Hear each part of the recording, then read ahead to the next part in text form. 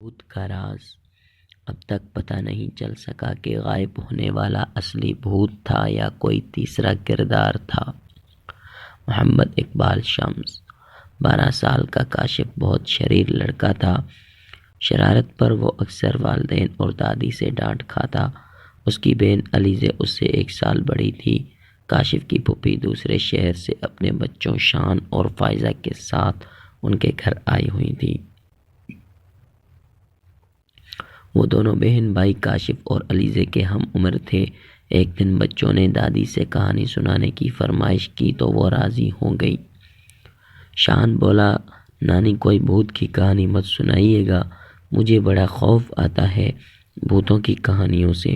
یہ سننا تھا کہ کاشف کے کان کھڑے ہو گئے۔ ایک شرارتی مسکراہٹ اس کے لبوں پر اور آنکھوں میں ایک چمک سی آ گئی۔ علیزے اسمانہ خیز نظروں سے دیکھنے لگی۔ کہانی ختم ہونے کے بعد علیزے نے کاشف سے کہا، لگتا ہے تم شان کو بھوت بن کر ڈراؤ گے۔ کاشف منہ پر انگلی رکھتے ہوئے بولا، آہستہ بولو، سچ میں بڑا مزہ آئے گا۔ رات کو جب وہ سو جائے گا تو میں اسے بھوت بن کر ڈراؤں گا۔ حالت دیکھنے والی ہوگی اس کی۔ رات ہو چکی تھی۔ کاشف اور شان الگ کمرے میں سو رہے تھے۔ شان کے سونے کے بعد کاشف اٹھا اور چپکے سے باہر جا کر اس نے بھوت کا گیٹ اپ اختیار کیا۔ اس کے قدم اپنے کمرے کی طرف بڑھنے لگے جہاں شان سو رہا تھا۔ کمرے میں مدھم روشنی تھی۔ کاشف آہستہ آہستہ قدم بڑھاتا شان کی طرف بڑھ رہا تھا۔ اس نے دیکھا کہ شان چادر اوڑھے بے خبر سو رہا ہے۔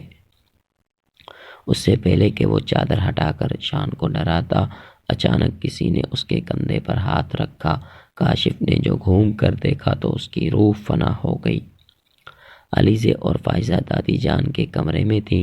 علیزے جاگ رہی تھی۔ اس سے معلوم تھا کہ کاشف شان کو بھوت بن کر ڈرائے گا۔ ابھی تھوڑی ہی دیر ہوئی تھی کہ اچانک علیزے کو کاشف کی چیخ سنائی دی اور اسی دوران فائزہ بھی اٹھ گئی اور مسکرانے لگی۔ اسے دیکھ کر علیزے کو بڑی حیرت ہوئی۔ تم کیوں مسکرا رہی ہو؟ علیزے نے پوچھا۔ فائزہ نے علیزے کے کان میں کچھ کہا جسے سن کر علیزے بھی مسکرا دی۔ کاشف کی چیخ سن کر دونوں ہنس پڑیں، پھر اٹھ کر کاشف کے کمرے کی طرف چل دیں۔ کاشف اپنے سامنے بھوت کو دیکھ کر تھر تھر کانپ رہا تھا۔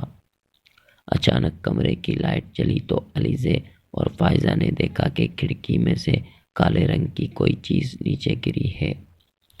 وہ دونوں کمرے میں پہنچی تو کاشف کی حالت دیکھ کر ہنسنے لگی۔ انہیں ہنستا دیکھ کر کاشف بولا، یہاں میری جان پر بنی ہے اور تم ہنس رہی ہو۔ فائزہ قریب آئی اور بولی، ارے وہ بھوت نہیں تھا، شان تھا۔ کیا شان؟ وہ حیرت سے بولا۔ علیزے نے بتایا، ہاں مجھے فائزہ نے سب بتا دیا ہے۔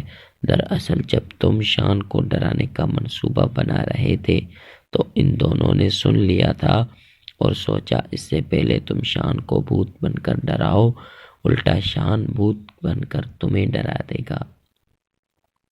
لیکن شان تو سو رہا ہے۔ اس نے حیرت سے کہا، ارے نہیں، یہ تو تکیے اس طریقے سے رکھے ہوئے ہیں جیسے کوئی سو رہا ہو۔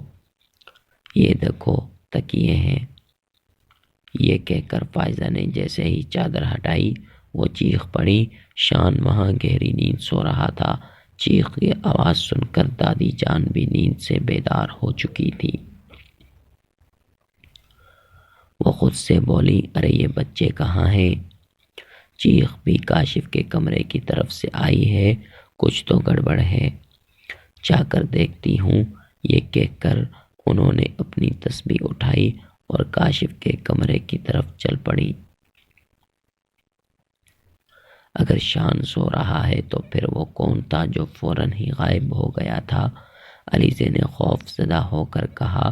اسی دوران شان بھی آنکھیں ملتا ہوا کھڑا ہو گیا اور پوچھا، یہ کاشف بھوت کیوں بنا ہوا ہے؟ فائزہ نے کہا، کس قدر بے خبر سوتے ہو بھائی، اس قدر شور میں بھی آپ آنکھیں نہیں کھلی۔ شان نے کہا، ارے مجھے لگا یہ شور خواب میں ہو رہا ہے۔ اب کاشف کی سمجھ میں آیا کہ وہ اصلی بھوت ہی تھا۔ اسی دوران گھر کے باقی لوگ بھی اٹھ کر وہاں پہنچ گئے اور انہیں بھی ساری صورتحال کا علم ہو گیا۔ کاشف کے ابو نے کہا، کہو برخوردار، اب کوئی شرارت کرو گے؟ اصلی بھوت تمہیں شرارتوں کی سزا دینے آیا تھا، لیکن علیزے اور فائزہ کے آنے سے وہ غائب ہو گیا۔ اب کوئی شرارت نہ کرنا۔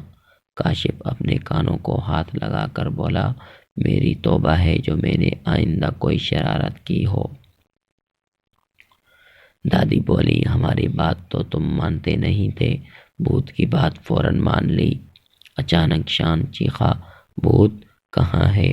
یہ کہہ کر کاشف خوف سے کانپنے لگا۔ اسے کانپتا دیکھ کر شان زور زور سے ہنسنے لگا۔ یہ اب تک پتہ نہیں چل سکا کہ غائب ہونے والا اصلی بھوت تھا یا کوئی تیسرا کردار تھا۔